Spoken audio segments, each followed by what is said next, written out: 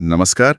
आज हम बात कर रहे हैं ड्रैगन फ्रूट की खेती पर। हाँ, जिसे भारत में कमलम भी कहा जाता है। सही कहा, कमलम। और मतलब कुछ स्रोत तो ऐसा कह रहे हैं कि ये खेत में उगता सोना है। तो जरा देखते हैं कि इसकी इतनी चर्चा क्यों हो रही है। तो ये फल आखिर है क्या चीज? देखिए, ये एक ट्रॉपिकल कैक्टस फैमिली का फल है। कैक्टस? अच्छा। हाँ, बाहर से बड़ा रंगीन दिखता है और स्वाद हल्का मीठा होता है। सेहत के लिए भी काफी अच्छा मानते हैं इसे।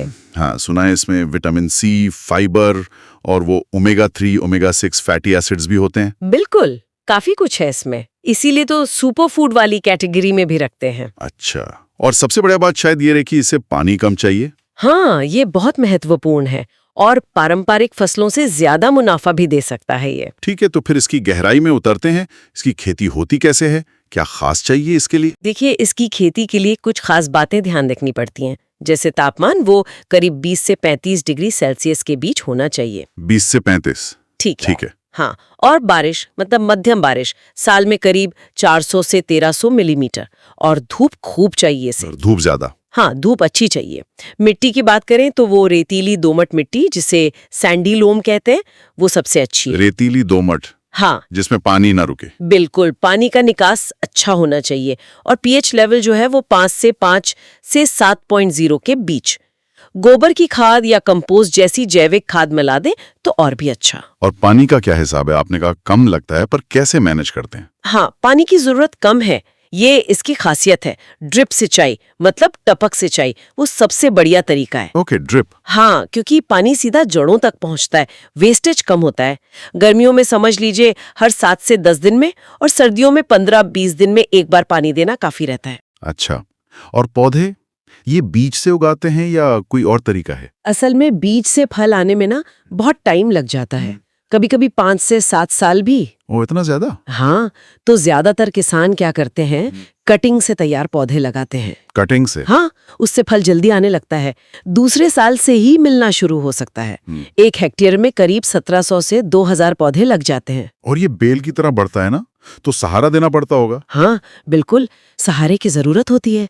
तो खेत में सीमेंट के या लकड़ी के खंभे गाड़ देते हैं। खंबे? हाँ, और हर खंभे के सहारे 2 से 4 पौधे लगाकर उन्हें ऊपर चढ़ने में मदद करते हैं। समझ गया।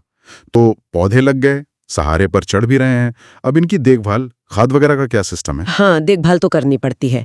पहले साल हर पौधे को करीब 10-15 किलो सड़ी हुई गोबर की खाद। 10-15 किलो? हाँ, और साथ में करीब 100 ग्राम एसएसपी मतलब सिंगल सुपर फॉस्फेट। फास्फोरस के लिए?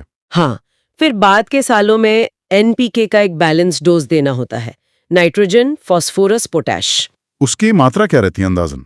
वो करीब जैसे 40-60 ग्राम नाइट्रोजन, 30-50 ग्राम फास्फोरस और पोटैश थोड़ा ज्यादा, करीब 150 ग्राम्स प्रति पौधा प्रति साल। अच्छा।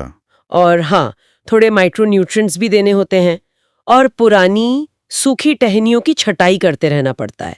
उससे पौधे स्वस्थ रहते हैं और फल भी ज्यादा लगते हैं। छटाई भी जरूरी है। अच्छा, इतनी अच्छी फसल है तो कुछ दिक्कतें भी आती होंगी, मतलब कीट या बीमारियां? हाँ, थोड़ी बहुत दिक्कतें तो आती हैं, जैसे एफिड्स लग जाते हैं, मीली बग्स हैं, फल मक्खी भी परेशान करती है कभी कभी। और बीमारियां? बीमारियों में एंथ्रेक्नोज है या तना सड़ने लगता है कभी कभी। ओह, तो इसका इलाज है? हाँ, इलाज है।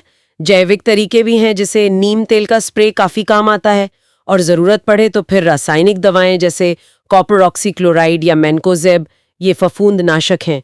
समय पे ध्यान दें तो कंट्रोल हो जाता है। ठीक है, अब आते हैं सबसे जरूरी सवाल पे, पैसा, कमाई। क्या वाकई ये सोना उगल सकता है? देखिए, संभावना तो काफी अच्छी है। पहले साल तो उपज कम रहती है। हाँ, वो तो होगा। लेकिन दूसरे तीसरे साल से हर पौधे से 3 से 5 किलो फल मिलने लगते हैं।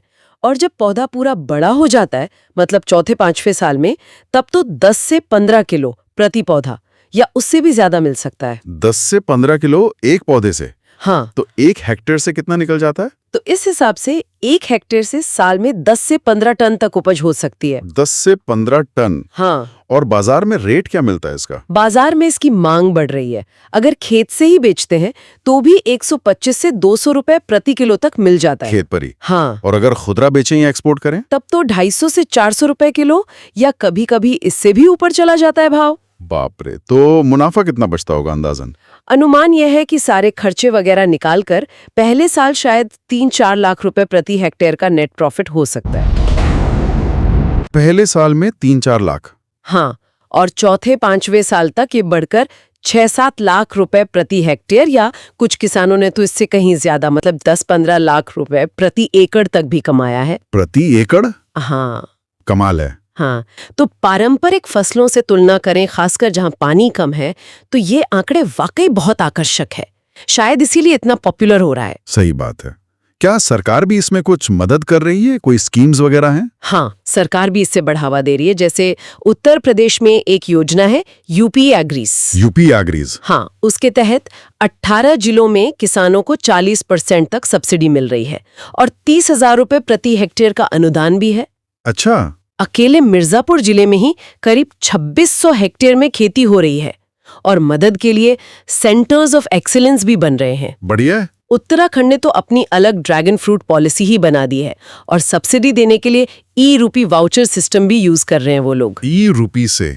वाह। हाँ, और अगर नेशनल लेवल पर देखें तो MIDH है, मतलब mission for integrated development of horticulture. हाँ, MIDH। उनका लक्ष्य है कि 2028 तक भारत में ड्रैगन फ्रूट की खेती को अभी के करीब 3,000 हेक्टेयर से बढ़ाकर 50,000 हेक्टेयर तक ले जाना है। 50,000 हेक्टेयर, मतलब बहुत बड़ा प्लान है। हाँ, काफी जोर है इस पर। तो कुल मिलाकर देखें तो ये ड्रैगन फ्रूट की खेती सिर्फ मुनाफे वाली बात नहीं लग रही।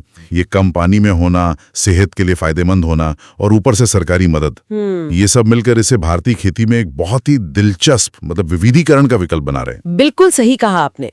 और ये एक अहम सवाल भी खड़ा करता है कि सिर्फ आर्थिक फायदे से हटकर अगर सोचें तो इस तरह की जो नई फसलें आ रही हैं, ज्यादा कीमत वाली फसलें, इनको अपनाने का हमारे गांवों में रोजगार पर, किसानों की आय की स्थिरता पर और कुल मिलाकर हमारी पूरी कृषि व्यवस्था के भविष्य पर क्या असर पड़ेगा?